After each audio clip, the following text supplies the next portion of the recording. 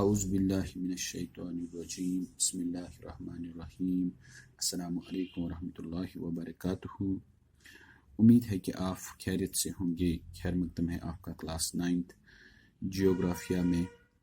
تو ہم پڑھ رہے ہیں drainage system of India, rather we can say river system of India. Mainly the rivers of India are divided into two categories: Himalayan rivers and the peninsular rivers. اور Himalayan rivers میں ہم نے دیکھا they are perennial, and so far we have discussed two river systems, that is the Indus river system and the Ganga river system, and today we will discuss the Brahmaputra river system. As far as the origin of this river Brahmaputra is concerned, you can see on the map that it originates near Mansarovar Lake, in the east of the Mansarovar Lake. This is Tibet. You can see I have pointed it here. This is Tibet, and this is Mansarovar Lake. And in the east of Mansarovar Lake, this is the east direction, and this is the west direction. This is north, and this is south. This is west, and this is east. Okay, the place I have pointed here, it is Mansarovar Lake. From the west side of the Mansarovar Lake, it is river Indus.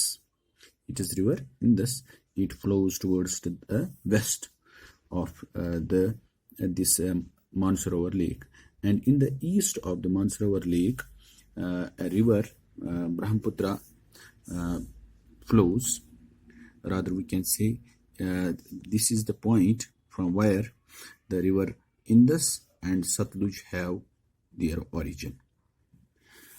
یعنی یہ Mansarovar leak تبت میں ہے، جو میں نے یہ point بنایا ہے، تو یہ تبت کا علاقہ ہے، اور اس کے ایسٹ میں مشرق کی طرف سے یہ ریور برہمپترا بہتا ہے، اور تبت میں اس کو سانگ پو کے نام سے جانا جاتا ہے۔ سانگ پو ریور کے نام سے جانا جاتا ہے، اور اس کا جو کورس ہے، اس کی جو لینگتھ ہے، یہ ریور انڈس سے لمبی ہے، ٹھیک ہے۔ اور ساتھ ہی ساتھ یہاں پر آپ دیکھ سکتے ہو یہ نیپال ہے، یہ نیپال ہے۔ نیپال چونکہ ہمالین کنٹری ہے، اور ہمارا یہاں سے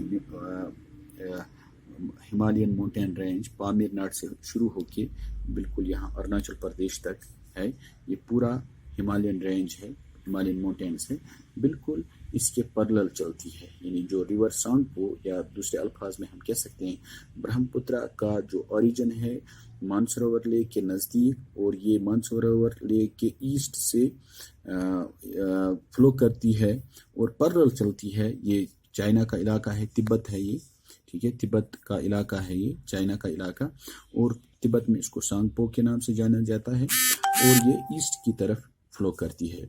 اور یہاں پر جب یہ اروناچل پردیش، وہاں پر ایک پیک ہے، اس کا نام ہے نامچا بروا، جب یہاں پر یہ پہنچ جاتی ہے، یہاں سے یہ یو ٹرن لیتی ہے، یعنی جو ریور سانگ پو کہاں پر انٹر ہوتی ہے؟ اروناچل پردیش میں، اور یہاں پر اس کو دیہانگ کے نام سے جانا جاتا ہے۔ کس کے نام سے؟ دیہانگ کے نام سے جانا جاتا ہے، دیہانگ کے نام سے۔ اور یہاں پر یہ یو ٹرن آپ دیکھ سکتے ہیں، یہ یو ٹرن لیتی ہے بالکل یہاں سے دیہانگ کے نام سے، اور بعد میں یہاں پر یہ اسم سے برہما پترا، ٹھیک ہے۔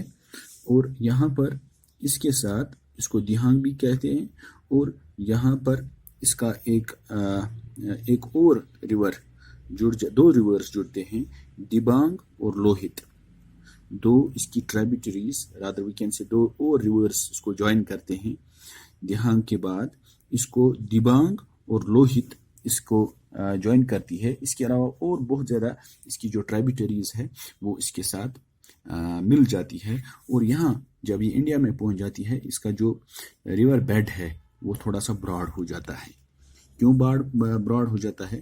جب یہ تبت کے علاقے میں فلو کرتا ہے، یعنی تبت کے علاقے میں فلو کرتا ہے، تو اس وقت یہ تھوڑا کم پانی یعنی جتنا گلیشیئر سے اس کو مل رہا ہے اتنا پانی یہ کیری کرتا ہے، اور اس میں زیادہ سلٹ بھی نہیں ہے، ٹھیک ہے، چونکہ ہمالیاز کے اس طرف ہے واقع ہے، کولڈ اور ڈرائی ایریا ہے وہ تبت کا علاقہ، وہاں پر اس کو اور زیادہ ٹرائبیٹریز بھی نہیں ملتی ہے، ٹھیک ہے۔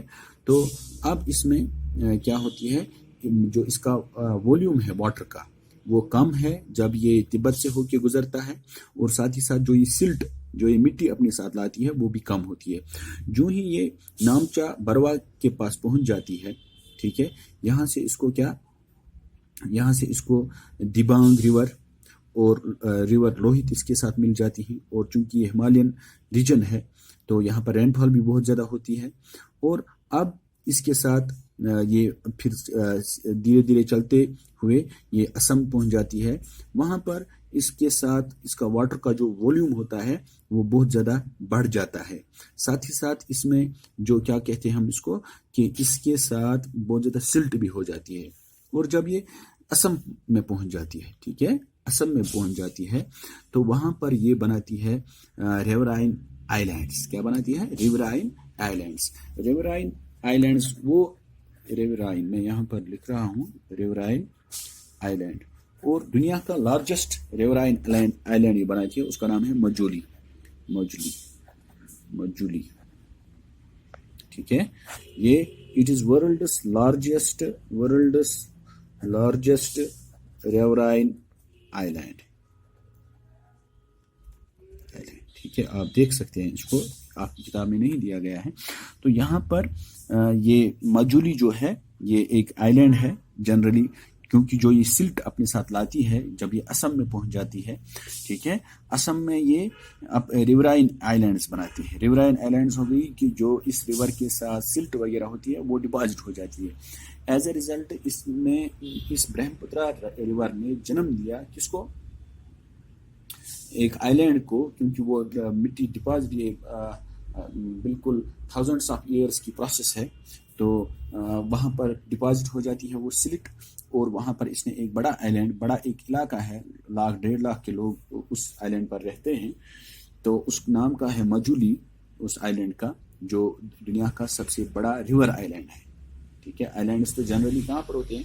اوشینز میں ہوتے ہیں، لیکن سیز میں پائے جاتے ہیں، تو یہاں پر یہ ریورائن آئیلینڈ جو ہے تو یہ ورلڈ کا لارجسٹ، یہ اسام میں ہے، مجولی بناتا ہے، اور اس کے علاوہ بھی چھوٹے چھوٹے آئیلینڈ سے بناتا ہے۔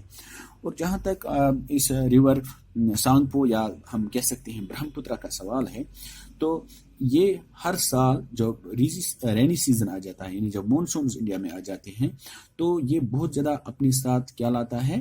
پانی لاتا ہے، پرٹیکولرلی ان انڈیا، اور یہ بہت زیادہ ڈیواسٹیشن کرتا ہے اسم میں، بنگلہ دیش، کیونکہ یہ بعد میں بنگلہ دیش، یہ جو علاقہ ہے یہ بنگلہ دیش ہے، یہ بنگلہ دیش یہ والا علاقہ، ٹھیک ہے، یہ علاقہ بنگلہ دیش ہے۔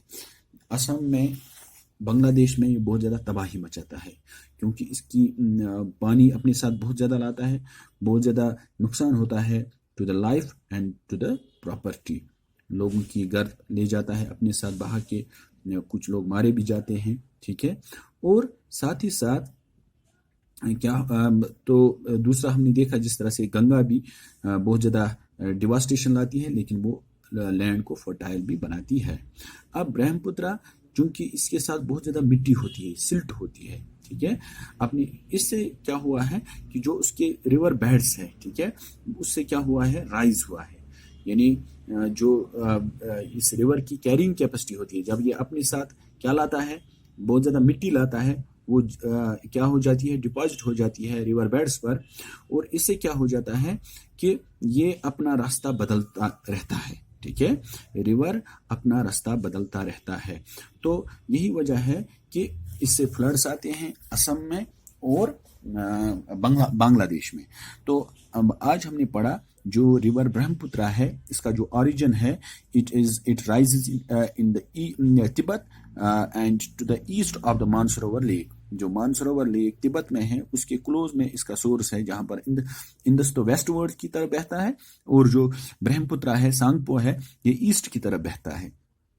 اور اس میں ہم نے دیکھا کہ اس کا جو کورس ہے، یعنی جو لمبائی ہے یہ ریور اندس سے بہت زیادہ ہے برہم پترا ریور کی، اور جب یہ بالکل پرلط چلتا ہے ہمالیہ پہاڑوں کے، اور جب یہ اروناچل پردیش میں پہنچتا ہے، وہاں پر ایک پیک ہے نامچا بروا، تو وہ اس کو کیا کرتا ہے، وہاں پر یہ یو ٹرن لیتا ہے اور انڈیا میں پاس ہوتا ہے اروناچل پردیش سے، وہاں پر ایک گورج بناتا ہے، اور اروناچل میں اس کو کیا بولتے ہیں، دیہانگ۔